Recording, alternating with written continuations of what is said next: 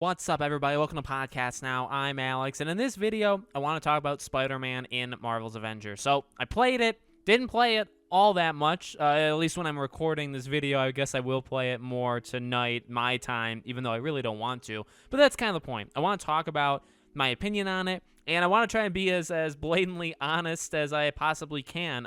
Look, I've said it before. If you enjoy this game, that's great. I'm not guilting anybody, or I don't want to guilt anybody into anything. If you love the game, fine, you do you. And I have actually said, I played this game a month straight when the game released last September. I played it every single day for 4 full weeks, and I overwhelmingly did enjoy my time. It did get very repetitive and boring towards the end, but I'd say overall I had fun, but it's just not something I wanted to go back into. And the only thing that really could get me back into this game, I guess, is Spider-Man. So I, downloaded it again, which I didn't really want to do because it's almost 90 gigabytes, maybe actually more now with the DLC, and played. Now, I knew what I was getting into, going in. We knew, I guess, a few weeks ago, at the very least, we knew a few weeks ago that this was not going to be really anything more than you see him, you're going to hear some audio files, you're going to have some minor cutscenes, but no straightforward story. This is not War for Wakanda with Spider-Man, an actual and they said it. That was the point of whatever the names of what they're calling these expansions.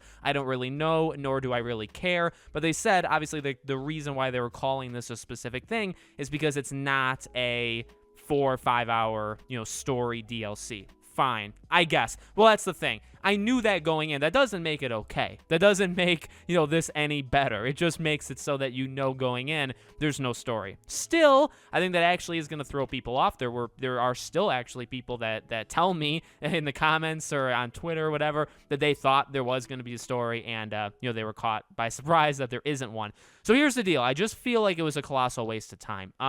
The game has definitely added more stuff to it, and I know this is not like a review like a year later, but the game has added stuff. But the point is, it's still the same base game. The mechanics are still the exact same, and they obviously haven't been improved because you really can't improve that, and they are still not very good at all. In fact, I would say so far, I'd go so far to say they are very bad. It's just fine. I mean, he looks cool. He definitely looks cool, Peter, Spider-Man. How he moves is fine. The web swinging is okay. I don't think it's terrible. I hesitate to say it's good. And I also didn't, see, I live streamed this on the second channel yesterday. And so some of the stuff, if you watch that, you may hear me repeat.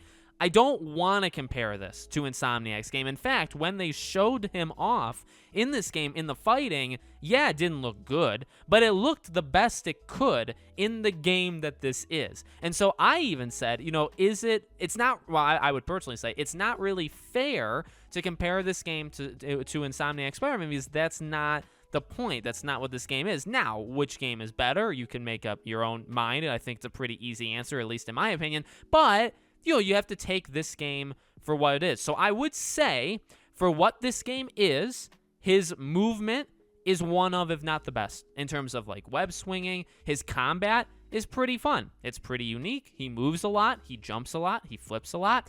His abilities are okay. The web bomb, fine. His ultimate move, I think, is one of the most lame things in the world. Yet again, I don't remember everybody's ultimate move. Maybe they're all insanely lame. I do remember Iron Man's. They range. They're nothing special is also something to throw in there. That's kind of the thing, though. To me, did I despise my time back playing as Peter or playing as Spider-Man? Not necessarily. But do I think it was a colossal waste of time? Yes.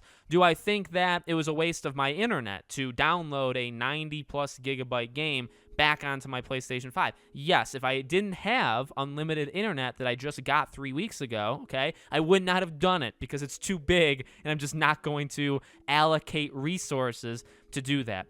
Again, in the constraints of the game, what we have is decent. His skills, fine. His looks, now there are more suits, which a lot of people are complimenting the looks of some of the suits, but the issue is a lot of it is the paying thing. We know how this works. We know, a few weeks ago, people even did that experiment where it would take $3,000-$4,000 to buy all the cosmetics in this game. You pay for these things. in a way, I get it because you have to make money somehow. However, this is not a free-to-play game. This is not a game. This is a live service game, sure, but this is a game you paid, at least I paid, full price for day one, right? So it's not a game that is free to play. You jump in. It's not Multiverse, right? The WB upcoming fighting game where you don't pay anything. That is different. That you can expect certain things. This game, it's not, the same thing. So I don't know. I really don't know. I don't really like it, I would say, to kind of finish my thoughts off. I said it before, I don't see myself playing more than 1 to 2 days of this game, and I really don't think I will. It comes down to the lack of stuff. Again, just because, I want to give them credit for at least, bracing us for the fact that this is basically nothing. And that, I know that may offend people. And they'll say, Alex, how could you say this is nothing? You get to play as him. Sure. But again, the story DLC. You're playing as him, right?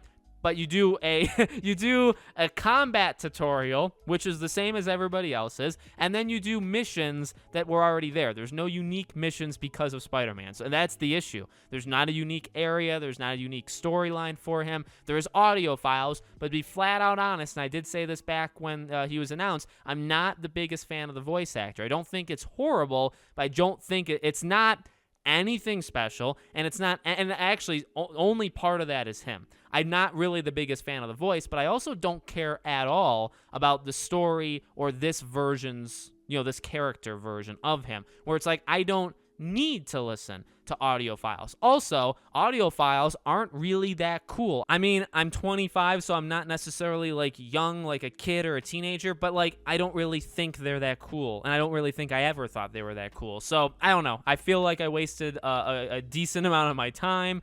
It wasn't worth, by the way, in case anybody was wondering, it was not worth re-downloading it. It's good to play as him for 5 to 10 minutes, and then after that, it's still the same game. Granted, if you like the same game, fine. If you didn't like the same game, then it's not, then obviously you're going to have this experience. And I'm not even, again, somebody who has downright hated it since its existence. I gave it a chance. I enjoyed it for what it was. But ultimately, I see a lot of faults in this game, and the faults lie in the basic structure of how this game was created, and Spider-Man doesn't fix that. Again, he operates the best he can in this world that's not good. And then you play Guardians of the Galaxy, and you realize, wow, that's what an Avengers game maybe could have been or should have been, right? Spider-Man's fine. He moves fine. He moves actually one of the better of any of the characters. I think his fighting is one of the most unique or one of the most cool of all the characters you can play in Marvel's Avengers. But again, how much does that get you? 10 minutes of enjoyment, and then you're beating the same 5 enemies, and don't tell me they're adding more, because I get it, maybe there's 8 now, but there's still the same enemies,